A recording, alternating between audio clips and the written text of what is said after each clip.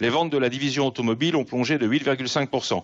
L'action est retombée à son niveau du premier trimestre 1986, il y a près de 27 ans. L'État va accorder une garantie de 7 milliards d'euros sur 3 ans à l'établissement de crédit du constructeur.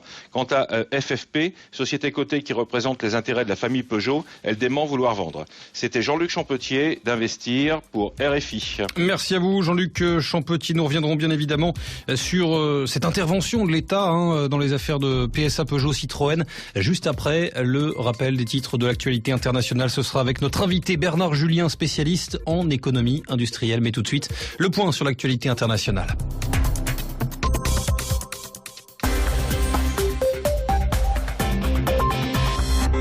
Il est 18h30 à Paris, 16h30 en temps universel. Alexandra Cagnard. Le point de l'actualité, la Troïka qui ne confirme pas pour le moment d'accord avec Athènes, mais des progrès dans les discussions. Dans la journée, le ministre grec des Finances avait annoncé qu'un délai de 2 ans supplémentaires, soit jusqu'en 2016, avait été obtenu par Athènes pour ramener son déficit public sous la barre des 3% de son PIB.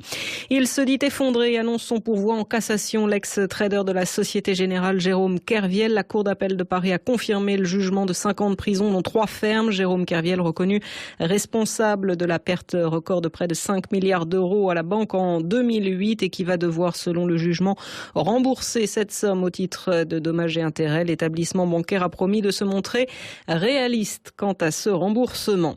La tempête tropicale Sandy, désormais ouragan et qui se dirige vers la Jamaïque dans son sillage de fortes pluies et des vents violents. Sandy devrait atteindre l'est de Cuba dans la soirée. Haïti est aussi en alerte orange. Des inondations sont déjà enregistrées dans le sud du pays et il y aurait eu un mort. Le médiateur de l'ONU pour la Syrie, Lakhdar Brahimi, confirme avoir obtenu l'accord des autorités syriennes pour une trêve des combats durant l'Aïd. En fin de semaine, ces dernières sont moins affirmatives. Damas annonce une décision pour demain. Les rebelles de leur côté font savoir qu'ils ne feront pas le premier pas et pendant ce temps, l'aviation de Bachar el-Assad accentue ses opérations, notamment autour de Maaret al-Noman, tentant de maintenir ses positions sur la base de Wadi el-Def.